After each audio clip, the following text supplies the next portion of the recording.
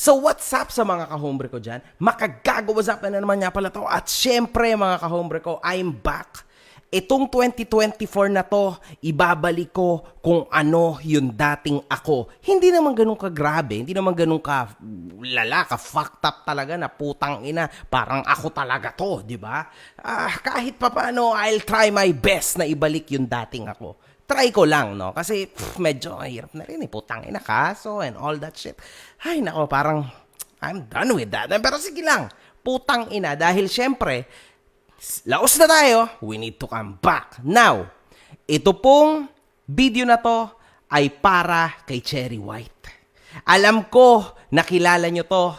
Everybody knows this one. Kasi ilang milyon ang kanyang followers sa Facebook, etc. etc. Gusto ko lang i-review yung kanyang movement. Kasi ang dami sa akin nag-request. Boss MG, check mo nga ito. Actually, hindi naman talaga ako nag-check sa dyan sa Cherry. Hindi ko kilala yan, mga boss. Ngayon ko lang po yan nakilala kaninang umaga. That's why ngayon, may idea na ako. Inaral ko yung kanyang ginagawa. And ito yan. Real talk to, ha. From 1 to 100, real talkin natin to. Masaklap to. Putang ina talaga. Napakasakit nito, ha. Game, ha. Siya yung aspiring Tony Fowler. Alam niyo yan, di ba? Para sa akin. Pero nilagyan niya to ng konting twist. Ang ginawa niya, dahil maitsura siya, may katawan at tsumamba sa takilya, ang kanilang content nung Pacboy, yung pangit na vlogger din, di ba? Then yun, tinuloy-tuloy niya na. Sa bandang yan, saludo ko actually sa'yo, Cherry White, no? Kasi syempre, kailangan mo yan. Bakit ba tayong lahat ng nasa social media para ay nandito, di ba? Syempre, para sa pera. Tangina, wag na tayo maging hipokrito dito, putang ina. Yung mga bobong tao na nagsasabi na hindi, tama na ang respeto, putang ina mo. Saan ka, pakakainin ka ba ng respeto mo? Sa'yo na yung respeto mo, wag ka na magtrabaho habang buhay, ha. Sa'yo na yung respeto mo sa sarili mo at dignidad. Okay?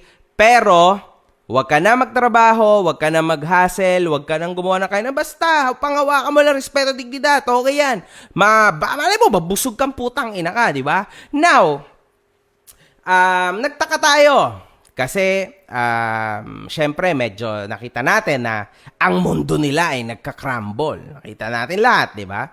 Syempre, sa mundo din kasi ng social media, mga kahombre ko, mapapansin nyo na may naangat, may nalalaos tulad ko, may mga nalalaos pero bumabalik, etc. etc.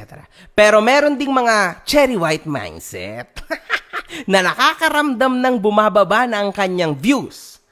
So, didiskarte yan, syempre, putang ina. No views equals no money. No money means no honey. So ano ang gagawin ni Cherry White upang maibalik ang dati niyang kinang? Kasi meron ding mga influencers na tulad ni Cherry White na umaasa sa kanyang mga social media accounts, umaasa sa kanyang mga views para kumain. Pero meron din namang mga tulad ko na ginagamit lang ito bilang hobby at para sa link ng kanyang sabong. Di ba?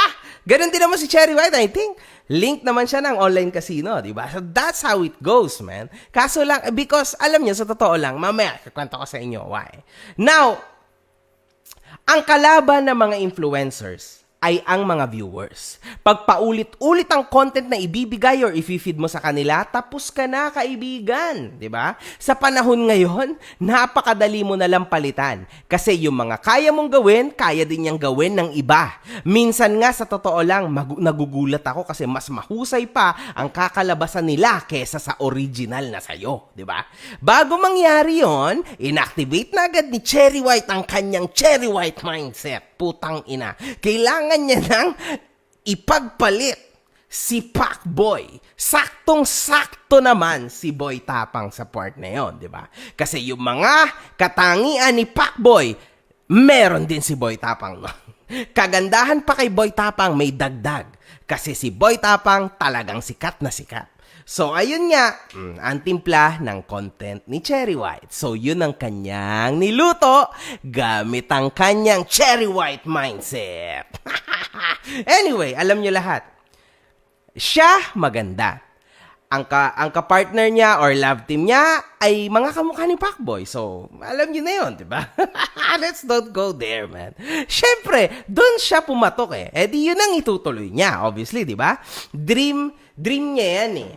Isang maganda, well, how can I say this? Dream kasi yan, mga ka-hombre ko. Para siyang panaginip ng lahat, di ba? Na yung isang maganda ay napaibig sa isang pangit, tapos nagkatuluyan sila, tapos nagbablog sila ng happily ever after. Actually, di ba, sa totoo lang, bilang Pilipino, that's what you like to see, right? So, yun yung pumatok sa kanya. Tulad ko, ang pumatok sa akin yung pambabash, pangdidis, so pantira ng mga tao, pangmawalang niya. So, that's why nandito ako. And ito lang ang ginagawa ko. Kay Cherry White, yung ganun ang pumatok. Yung pumatol siya sa mga pangit, tas gawin niyang karelasyon kuno, scripted nga lang, tas papaniwalain nila yung mga fans nila, yung mga tao, and then dun sila kikita parehas. Matalino sila. Kesa naman wala silang trabaho, di ba? They are good in that. Sa totoo lang. So now,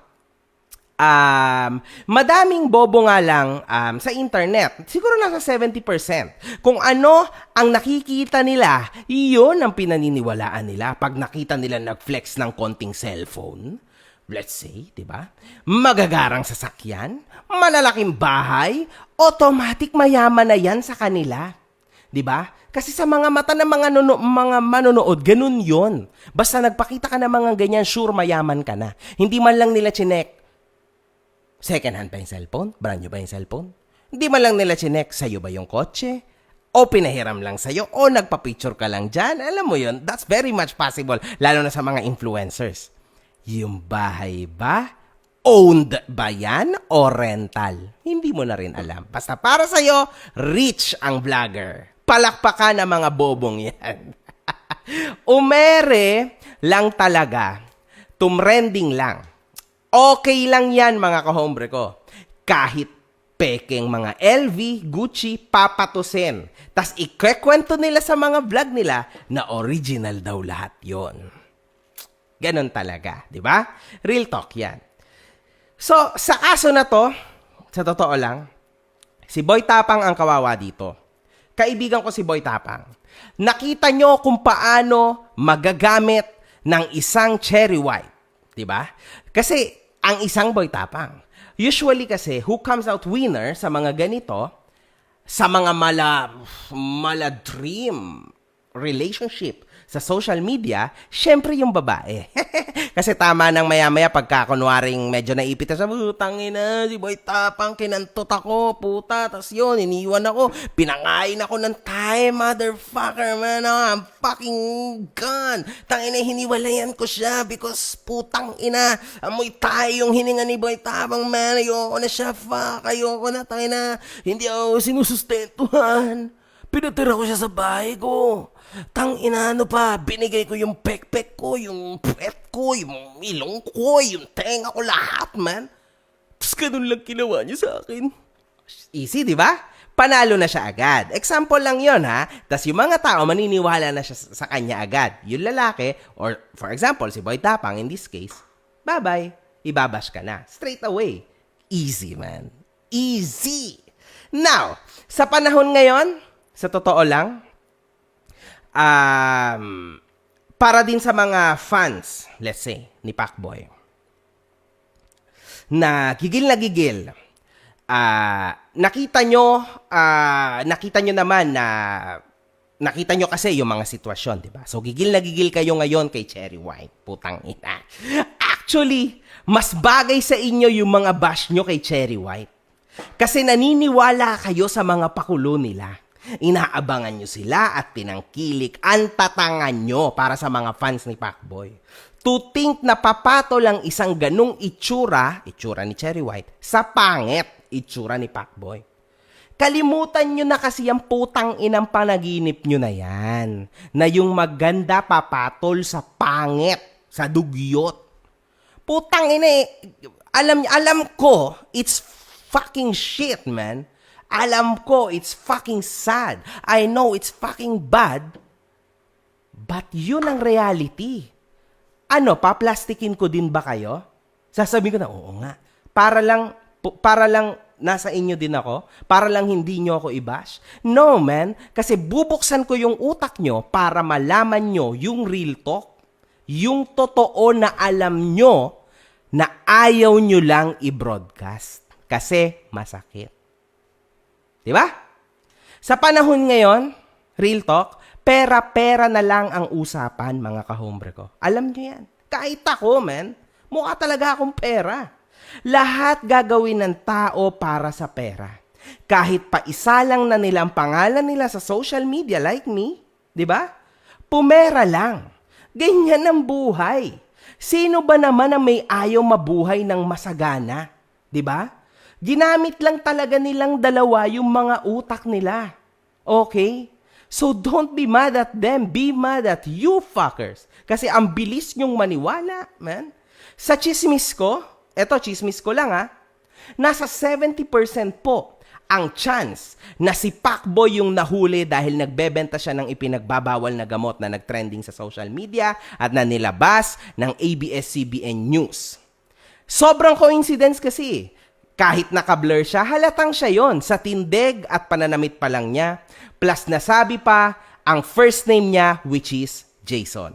Alam niyo na yon. Alam niyo yan. Kaya yung pinaka-last niyang upload, ang tagal na, di ba? Marahil, syempre, wala din naman talagang choice si Cherry White. Kung hindi ituloy ang buhay influencer. Kasi yun ang trabaho niya, di ba? May mga binubuhay din siyang tao, hindi natin alam, di ba? May anak din siya. May mga bills din siya, so wala siyang pakialam.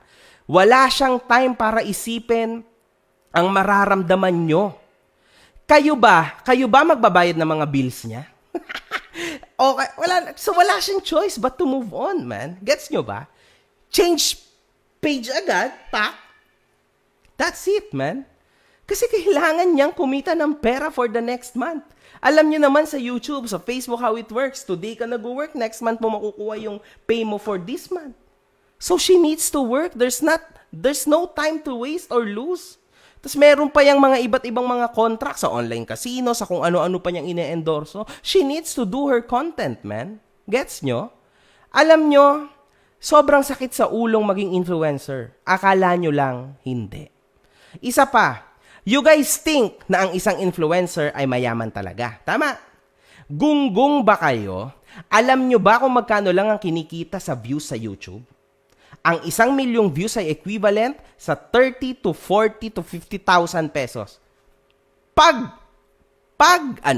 Good months pa. Ber months. Samantalang sa Facebook, magkano lang ang kinikita ng mga influencers? 20,000 to 30,000. 1 million views. Real talk yan. Tas, pagka medyo nagkandaleche-leche ka pa sa guidelines, bang, reported. Down ang page. Wala ka nang kikitain. Hindi ka na monetized.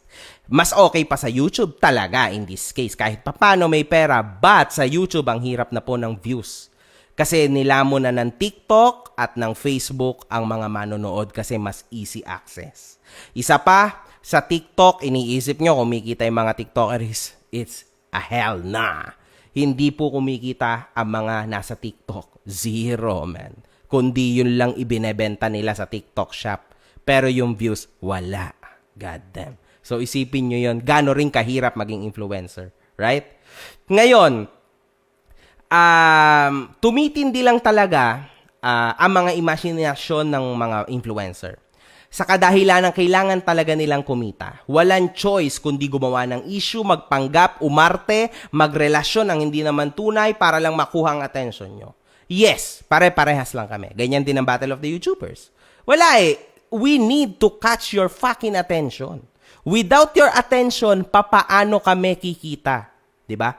Akala nyo ba madali itong ganito? Akala nyo ba madali yung ginagawa ni Cherry White, ni Pacboy, ni Boy Tapang? It's fucking tough, man. Kasi hindi mo alam kung papatok siya or hindi. Diba? At plus, hindi mo rin alam kung hanggang kailan ka sa Facebook. As sa isang iglap, mamas report ka, game over, man.